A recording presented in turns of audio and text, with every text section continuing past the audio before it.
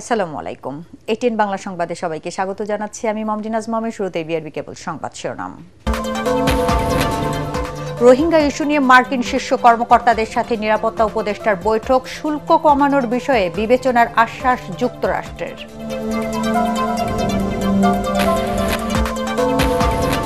খাগড়াছড়ি পৌর এলাকা ও সদর উপজেলায় আজ ভোর ৬টা থেকে ১৪৪ ধারা প্রত্যাহার। আইন শৃঙ্খলা পরিস্থিতি স্বাভাবিক হওয়ায় জেলা প্রশাসনের সিদ্ধান্ত।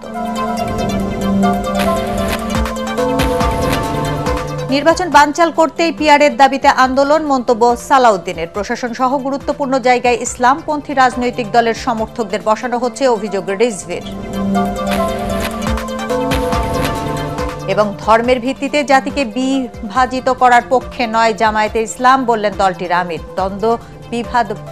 দ্বন্দ্ব বিভেদ ভুলে সবাইকে ঐক্যবদ্ধ হওয়ার আহ্বান। শুনছিলেন বিআরবি কেবল সংবাদ শিরোনাম, এবার বিস্তারিত।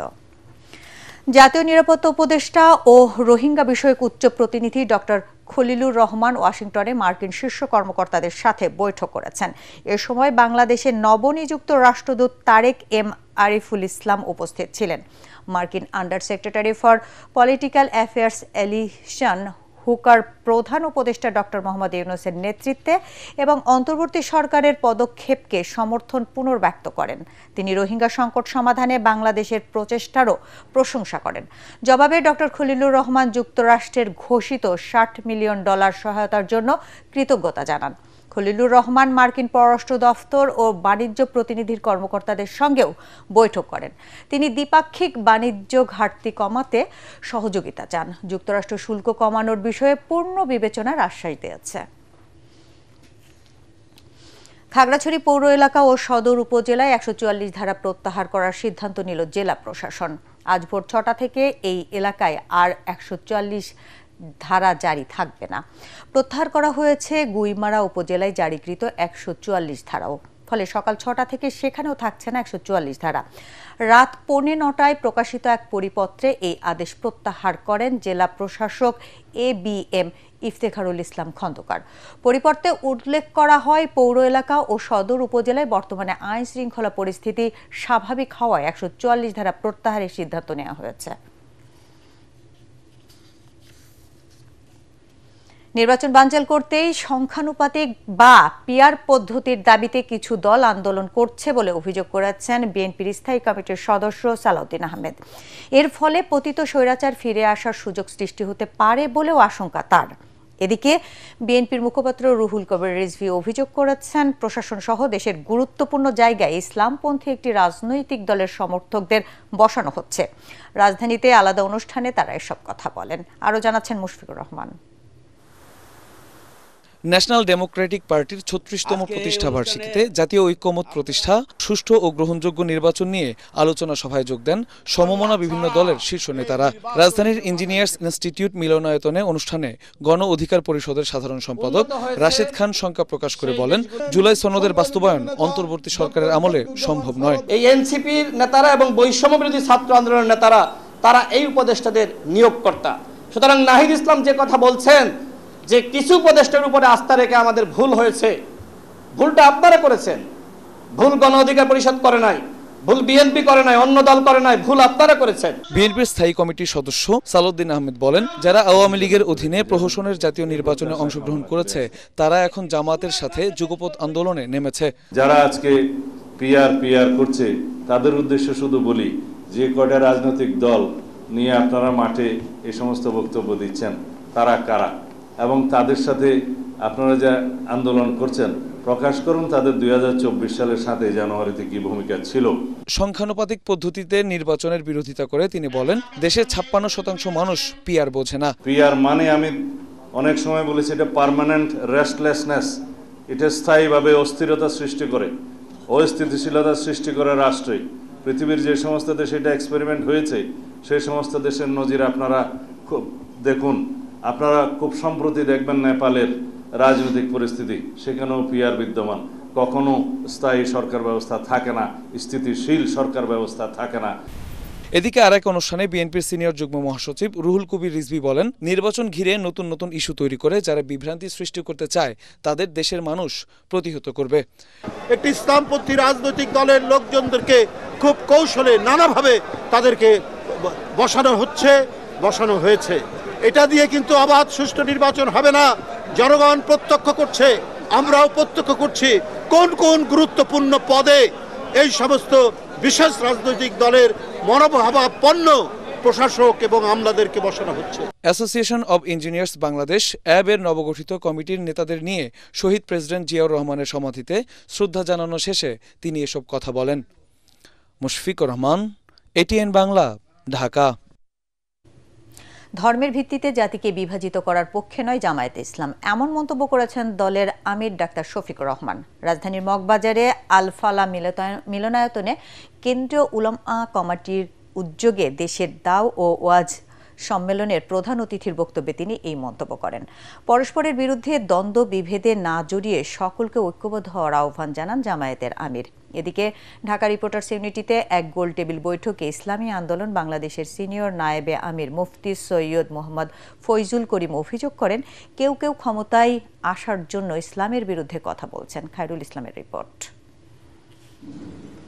দাও ও ওয়াইজ সম্মেলনে অংশ নিতে রাজধানীর মগবাজার আল ফালাহ মিলনায়তনে মিলিত হন দেশের নানা প্রান্ত থেকে আসা আলেম সমাজের প্রতিনিধিরা। সারা দেশের ৫ শতাধিক আলেম ওলামাদের এ সম্মেলনে উপস্থিত ছিলেন জামায়াতের আমির ডাক্তার শফিকুর রহমান ও দলটির শীর্ষ পর্যায়ের নেতারা। মাথা নোয়ানোর মানে হচ্ছে আল্লাহ তাআলার দরবারে বিনয়ী হওয়া। এ সময় জামায়াতের আমির দেশকে এগিয়ে নিতে পরস্পরের বিরুদ্ধে দ্বন্দ্বে না লিপ্ত হয়ে সকলকে ঐক্যবদ্ধ হবার আহ্বান জানান। জাতি একটা ইস্পাত কঠিন ওয়াক্য দেখতে চায়। জাতি চায় যে ইসলামের মৌলিক বিষয়ে, জাতীয় জীবনে প্রয়োজনীয় বিষয়ে উলামায়ে কেরাম ঐক্যবদ্ধ থাকবেন। ডাক্তার শফিকুর রহমান আরও বলেন, আলেমরা শুধু মসজিদের নেতৃত্ব নয়, জাতিরও নেতৃত্ব দেবে। যখন কোনো জাতি সংকটে পড়ে তখন সেই জাতিকে, ওই জাতির আলেম বা শিক্ষিত লোকদের দায়িত্ব হচ্ছে তারা পথ দেখাবেন, তারা হবেন জাতির রাহবার। এই সংকটে কোরআন এবং সুন্নাহর আলোকে উলামায়ে কেরাম যদি জাতিকে পথ দেখান, আশা করা যায় যে জাতি পথ পাবে এবং উপকৃত হবে।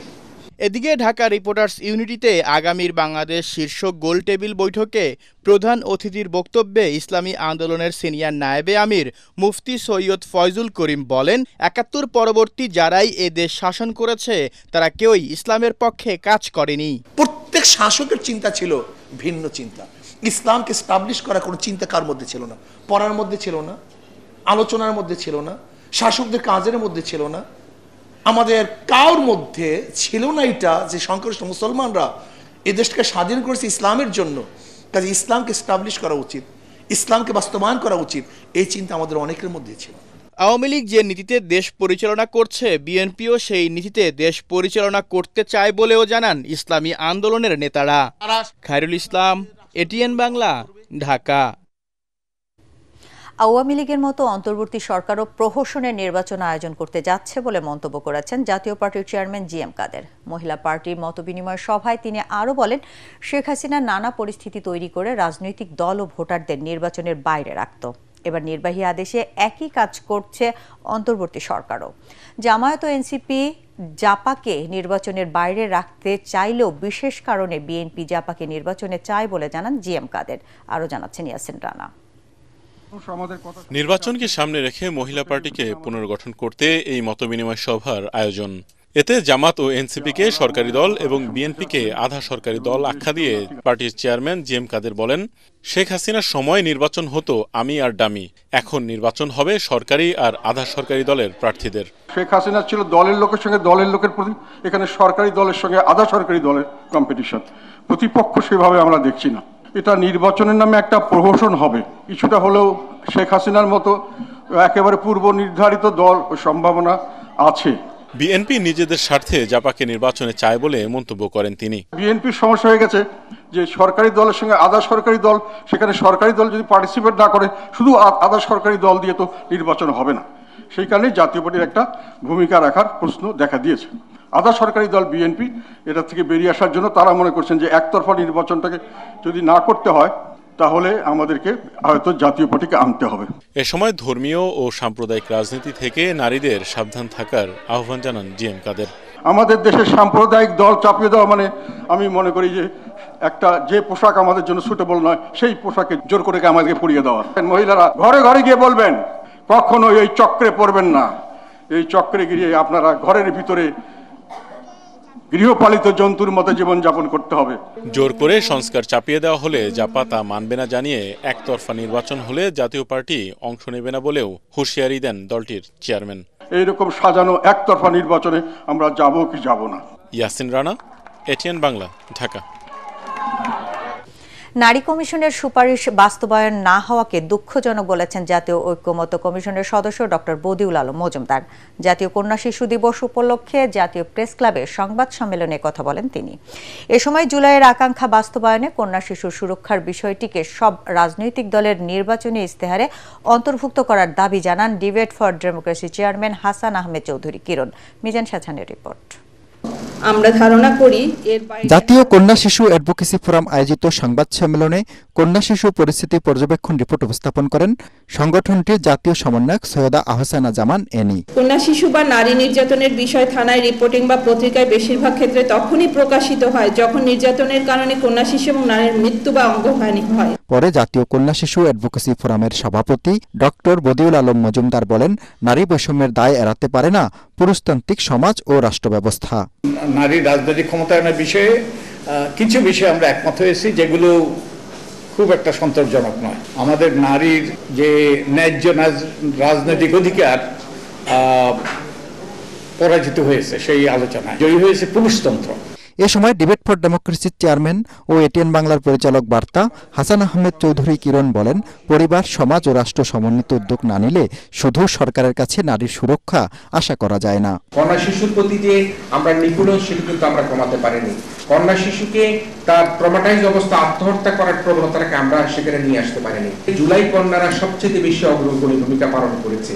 এই ঢাকা বিশ্ববিদ্যালয়ের মেয়েদের হল কারা ভেঙে বেরিয়েছে। জুলাই কন্যারা, তাদের প্রতি যদি সম্মান রাখা সম্ভব না হয় আমরা তাহলে আমাদের জুলাই আকাঙ্ক্ষাকে বাস্তবায়ন করতে পারবো না। যারা আগামীতে নির্বাচনে অংশগ্রহণ করতে যাচ্ছেন তারা তাদের নির্বাচনী ম্যানিফেস্টোে যদি কন্যা শিশু সুরক্ষার জন্য তারা তাদের ম্যানিফেস্টো উল্লেখ করেন, তাহলে আমি মনে করি আজকে যারা কন্যার মারা রয়েছেন, বাবারা রয়েছেন, সমাজে যারা রয়েছেন, পরিবারে যারা রয়েছেন, তারা তাদের সেই রাজনৈতিক দলগুলোর প্রতি তাদের দুর্বলতা বাড়তে পারে। প্ল্যান ইন্টারন্যাশনাল বাংলাদেশের পরিচালক নিশাত সুলতানার মতে, পুরুষতান্ত্রিক মানসিকতা বারবার নারীর কণ্ঠ চেপে ধরছে। 2002 সাল থেকে শুরু হয়েছে কন্যা শিশু দিবস উদযাপন। আজ আমরা 2025 সাল, অর্থাৎ একটি প্রজন্ম কিন্তু কন্যা শিশু থেকে আজকে নারী হয়ে গেছে। কিন্তু এখনো আমরা বলছি কন্যা শিশুর নিরাপত্তার কথা। কন্যা শিশুদের জন্য আমরা সেই পরিবেশ দিতে পারিনি এবং আমাদের সেই পুরুষতন্ত্র আমাদের বারবার আমাদের গলা রোধ করছে। বক্তারা বলেন, গত বছরের জানুয়ারি থেকে আগস্টে 20 জন কন্যা শিশু রহস্যজনকভাবে মারা গেছে।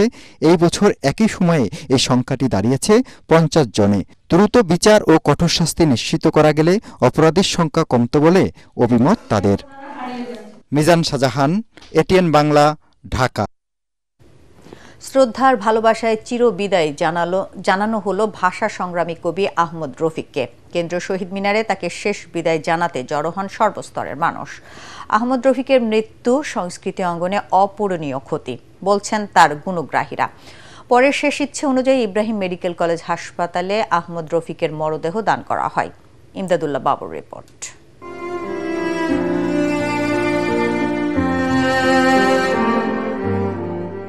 ন্যায়, সত্য ও মানুষের অধিকার প্রতিষ্ঠার স্বপ্ন নিয়ে আহমদ রফিক লিখেছিলেন, স্বদেশ এখন মানচিত্রে আঁকা, সুশ্রী রঙিন পতাকায় লেখা। তবুও খুঁজে ফিরি সবার স্বদেশ, জানি না সে চাওয়া কবে হবে শেষ। স্বপ্ন কতটা বাস্তব হলো সেই আকুতি রেখেই চিরবিদায় নিলেন এই ভাষা সংগ্রামী। যে 4 জনের হাত ধরে ঢাকা বিশ্ববিদ্যালয় প্রাঙ্গণে শহীদ মিনার গড়া হয়, তার একজন ছিলেন ভাষা সংগ্রামী কবি রফিক। বিদায় ক্ষণে শেষ শ্রদ্ধা জানাতে এখানেই আনা হয় তাঁর মরদেহ। বাংলাদেশের অভ্যুদয় বাংলাদেশকে একটা উচ্চ জায়গায় নিয়ে যাওয়ার সম্ভাবনা তৈরি করেছে, যেগুলো আমরা অনেক সময় শনাক্ত করি না। তিনি কিন্তু সমগ্র বাংলা সাহিত্যকে, সংস্কৃতিকে প্রভাবিত করেছেন। সাহিত্য সাধনার মধ্য দিয়ে সমাজে পরিবর্তন আনতে চান, আহমদ রফিক তার একজন উজ্জ্বল দৃষ্টান্ত, তার প্রতি আমাদের ঋণ থাকবে, এই ঋণ আমাদেরকে স্বীকার করতে হবে। সম্পর্কে জানা এটা আমাদের জানাতে আসছেন আপনাদের মাধ্যমে, সবার মাধ্যমে দায়িত্ব। বাংলা একাডেমি পুরস্কার 21 পদক পেয়েছেন ঠিকই, কিন্তু এখনো স্বাধীনতা পদক তিনি পাননি। আমি সরকারের কাছে অনুরোধ করব যে তাকে যেন স্বাধীনতা পদকটি দেওয়া হয়। কবির প্রতি ভালোবাসা জানাতে ছুটে আসেন রাজনীতিবিদ, শিক্ষাবিদ, লেখক ও গবেষক সহ তার অনুরাগীরা। তারা বলেন, সংস্কৃতি জগতের বটবৃক্ষ হারালো বাংলাদেশ। ভাষার সৈনিক, অনন্য সাহসী ভূমিকার জন্য তিনি চিরস্মরণীয় হয়ে থাকবেন। তার ঐতিহাসিক অবদানকে আমরা স্বীকৃতি দেই, এই জাতি স্বীকৃতি দেয়, তার কর্মের মধ্য দিয়ে তিনি জীবিত থাকবেন। আমি তার আত্মার মাগফিরাত কামনা করি। ব্যক্তিগতভাবে তার আত্মার মাগফিরাত কামনা করছি এবং আমি আশা করি যে তার কাজগুলো টিকে থাকবে আরো হাজার হাজার বছর ধরে। আহমদ রফিকের লিখিত ও সম্পাদিত গ্রন্থের সংখ্যা 100-রও বেশি। অনবদ্য নানা সৃষ্টির জন্য 21 পদক, বাংলা একাডেমি পুরস্কার সহ বহু পুরস্কার ও পদক পেয়েছেন তিনি। এই ভাষা সংগ্রামীর সব সৃষ্টি আহমদ রফিক ফাউন্ডেশনে রাখা হবে বলে জানিয়েছে তাঁর পরিবার। আমি খুব দুশ্চিন্তায় ছিলাম যে ওনাকে আমি কোথায় কবর দিব। তারপর শুনলাম যে ডিপার্টমেন্টের কাছ থেকে যে উনি দেহ দান করে গেছেন, উনি ইনস্ট্রাকশন দিয়ে গেছেন ওনাকে নিয়ে কি করতে হবে। ব্যক্তিজীবনে নিঃসন্তান আহমদ রফিক, স্ত্রীও মারা গেছেন 2006 সালে। শেষ ইচ্ছে অনুযায়ী মার্ক্সবাদী আদর্শে বিশ্বাসী আহমদ রফিকের মরদেহ শোক র্যালি নিয়ে হস্তান্তর করা হয় বারডেম মেডিকেল কলেজ হাসপাতাল কর্তৃপক্ষকে। ইমদাদুল্লাহ বাবু, ATN বাংলা, ঢাকা। দেশজুড়ে ছড়িয়ে থাকা অনন্য শিক্ষকদের খুঁজে বের করে পঞ্চমবারের মতো তাদের সম্মানিত করল প্রথম আলো। রাজধানীর একটি হোটেলে IPDC প্রথম আলো শিক্ষক সম্মাননা অনুষ্ঠানে মানুষ গড়ার কারিগর এমন 7 জন শিক্ষকের সম্মাননা এবং 3 জন শিক্ষককে মরণোত্তর সম্মাননায় ভূষিত করা হয়। 2662 জন মনোনয়ন প্রত্যাশী শিক্ষকদের মধ্যে জুরি বোর্ডের মাধ্যমে সম্মাননা প্রাপ্ত 10 জনকে বাছাই করা হয়েছে। অনুষ্ঠানে উপস্থিত ছিলেন বিদ্যুৎ, জ্বালানি ও খনিজ সম্পদ উপদেষ্টা মোহাম্মদ ফয়জুল কবির খান। প্রাথমিক শিক্ষকদের 10ম গ্রেডে উন্নীত করতে অন্তর্বর্তী সরকার কাজ করছে জানিয়ে উপদেষ্টা বলেন, প্রয়োজন অনুসারে 13 থেকে 15,000 নতুন শিক্ষক নিয়োগের প্রক্রিয়া চলমান রয়েছে। প্রাইমারি স্কুলের শিক্ষকদেরকে 10ম শ্রেণীর মর্যাদা 10ম গ্রেডের উন্নীত করার সিদ্ধান্ত নেওয়া হয়েছে। প্রাইমারি স্কুলে প্রায় 13 থেকে 15,000 নিয়োগ করব। কলেজ এবং উচ্চ মাধ্যমিক পর্যায়ে ইভেন PSCর মাধ্যমেও যাতে দ্রুত শিক্ষক নিয়োগ করা যায় সেই জন্য আমরা কাজ করে যাচ্ছি। এবার সন্ধানী লাইফ ইন্স্যুরেন্স আন্তর্জাতিক সংবাদ।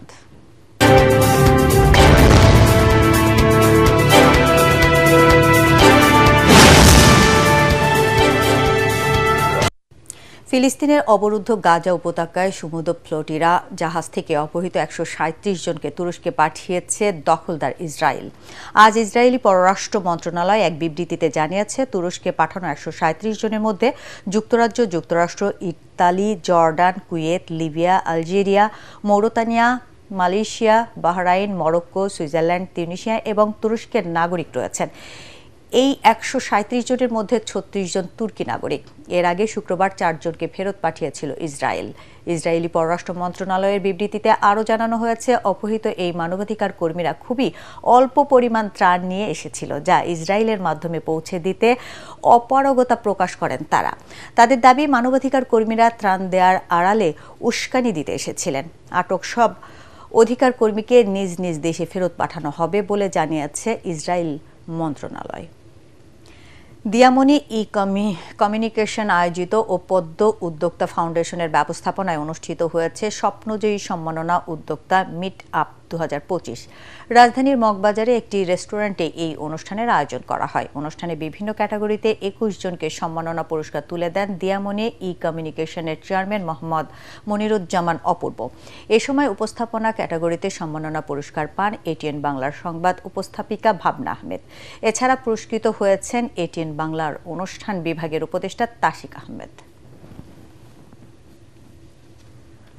যখন এই ধরনের আয়োজন করা হয় তখন ইন্সপায়ার হয়ে আমরা, এবং কাজের গতিটা মনে হয় আরো দ্বিগুণ ভাবে বেড়ে যায়। নারীদের অংশগ্রহণের কথা যদি বলি, বারবারই বলা যেতে পারে যে আজও দেখতে পাচ্ছি নারীদের অংশগ্রহণটা কেমন।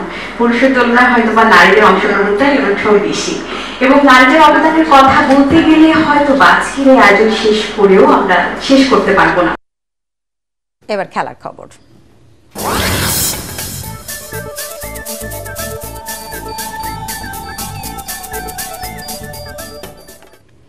বাংলাদেশ ক্রিকেট বোর্ড বিসিবি পরিচালনা পর্ষদ নির্বাচন নিয়ে চলছে একের পর এক নাটকীয়তা। এবার 3 দফা দাবিতে আলটিমেটাম দিলেন মোহামেডান এবং আবাহনী সহ প্রার্থিতা প্রত্যাহারকারী ক্রীড়া সংগঠক ও কর্মকর্তারা। আজকের মধ্যে তাদের দাবি মেনে না নিলে ঘরোয়া ক্রিকেট থেকেই সরে দাঁড়াবেন বলে জানান তারা। পরাগারমানের রিপোর্ট।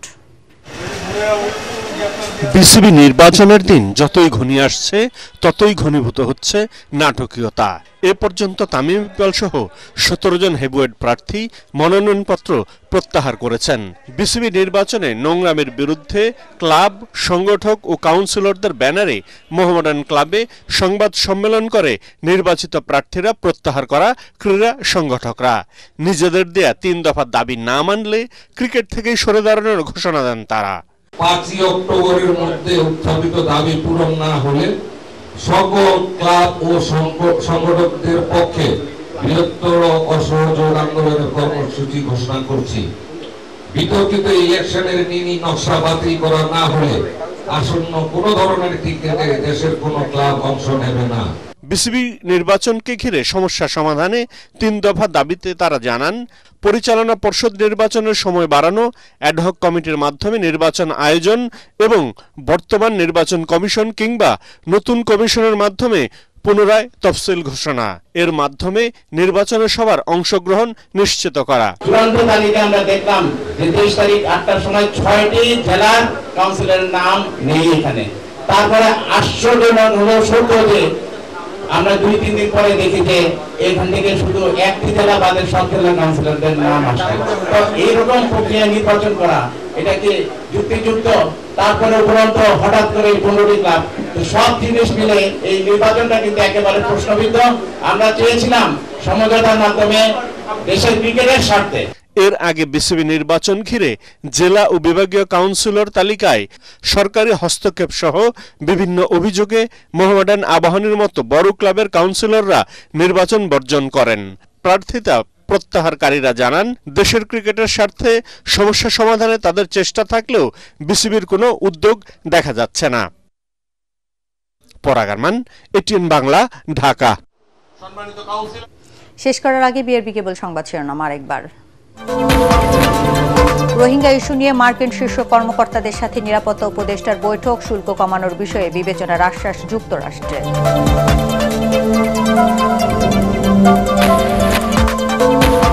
খাগড়াছড়ি পৌর এলাকা ও সদর উপজেলায় আজ ভোর 6টা থেকে 144 ধারা প্রত্যাহার, আইন শৃঙ্খলা পরিস্থিতি স্বাভাবিক হওয়ায় জেলা প্রশাসনের সিদ্ধান্ত। নির্বাচন বানচাল করতেই পিআরের দাবিতে আন্দোলন, মন্তব্য সালাউদ্দিনের। প্রশাসন সহ গুরুত্বপূর্ণ জায়গায় ইসলামপন্থী রাজনৈতিক দলের সমর্থকদের বসানো হচ্ছে, অভিযোগ রিজভির।